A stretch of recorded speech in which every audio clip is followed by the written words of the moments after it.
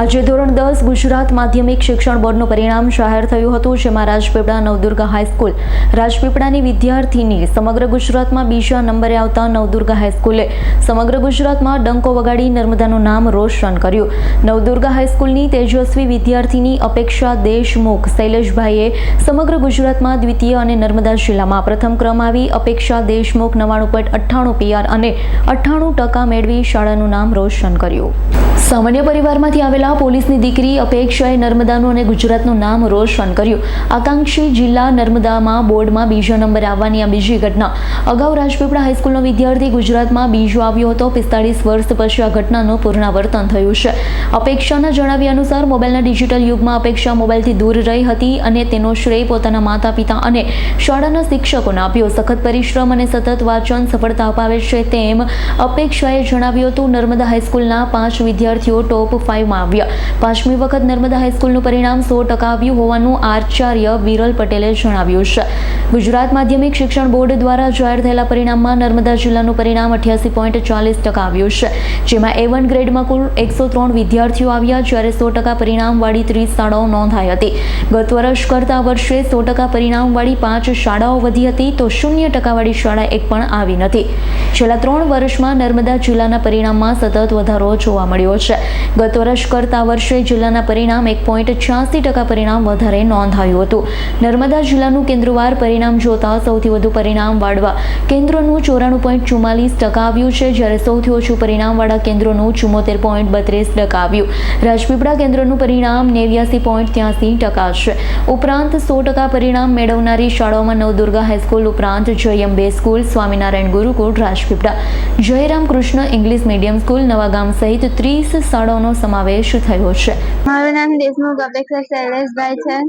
મેં 10મા ધોરણની બોર્ડની પરીક્ષામાં 98% પ્રાપ્ત કર્યા છે અને 99.98% છે। ગુજરાતમાં બીજો ક્રમાંક અને જિલ્લામાં પહેલો ક્રમાંક પ્રાપ્ત કર્યો અને મને ઘણી ખુશી છે।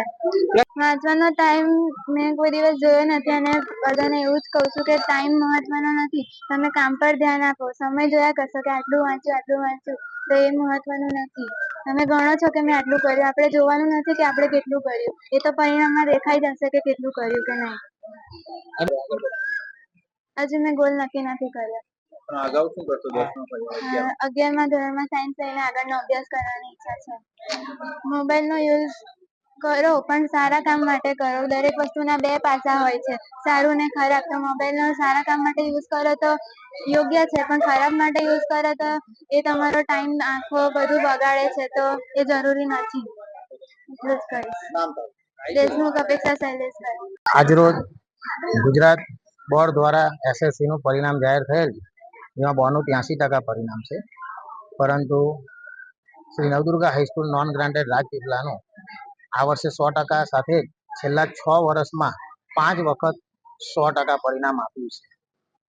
પરંતુ સૌથી અદ્ભુત વાત તો એવી છે કે છેલ્લા 40 વર્ષમાં નર્મદા જિલ્લામાંથી કોઈએ ગુજરાતમાં બીજો રેન્ક પ્રાપ્ત કર્યો નથી, પરંતુ આ વર્ષે શ્રી નવદુર્ગા હાઈસ્કૂલની વિદ્યાર્થી દેશમુખ અપેક્ષાબેન શૈલેષકુમાર, જેને 99.98% અને 98.16% સાથે ગુજરાત રાજ્યમાં બીજો નંબર પ્રાપ્ત કર્યો છે, તેમજ નર્મદા જિલ્લામાં તે પ્રથમ નંબર આવે છે। અને નર્મદા જિલ્લો એ આપણો પછાત કહેવાય છે, ટ્રાઇબલ ડિસ્ટ્રિક્ટ કહેવાય છે, એસ્પિરેશન જિલ્લો કહેવાય છે। એમાં પણ આ વિદ્યાર્થીએ જો આટલું ઊંચું સ્થાન પ્રાપ્ત કર્યું હોય તો અમારા માટે ગૌરવની વાત છે। આ ઉપરાંત નર્મદા જિલ્લામાંથી ટોપ 5 માંથી 4 વિદ્યાર્થીઓ શ્રી નવદુર્ગા હાઈસ્કૂલના જ છે, જેમાં બીજા નંબરે સંયુક્ત ક્રમે પંચાલ પૂર્વા અને ખત્રી રુદ્ર છે, જેઓના પણ 97% જેવા છે, અને ચોથો નંબર શાહ પ્રિયલ છે। આમ જોવા જઈએ તો ટોપ 5 માં જિલ્લામાંથી અમારા 4 વિદ્યાર્થીઓએ આ સ્થાન પ્રાપ્ત કર્યું છે। તમારું નામ? વિરલ પટેલ, આચાર્ય, Shri Navdurga high school non granted Rajpipla. એ મોબાઈલ થી દૂર રહેતી હતી, એને મોબાઈલ ઓફર કરતા હતા પણ એ મોબાઈલ નો ઉપયોગ નથી કરતી ને એની જાતે ખૂબ મહેનત કરતી હતી। વાંચવાનું પણ 4-5 કલાક એ ટાઈમ કાઢીને વાંચતી હતી ને આજે મારી છોકરીનો આજે ગુજરાતમાં બીજો નંબર આવ્યો છે એ તેમને બહુ આનંદ થાય છે અને શિક્ષકોનો ને ખૂબ આભાર માનું છું કે આજે એમની મહેનત લીધે છોકરી આજે આ પોઝિશન પર આવી છે.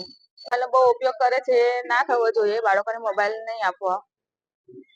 હા, મારી છોકરી મોબાઈલનો ઉપયોગ નથી કરતી. એને મોબાઈલ ટીવી અમારા ત્યાં નથી એ વાપરતી.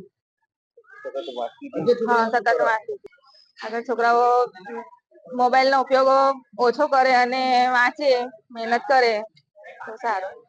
સ્કૂલમાં જ્યારે શિક્ષકો ભણાવે ત્યારે છોકરાઓ સારી રીતે ધ્યાન આપે તો વધુ સારું.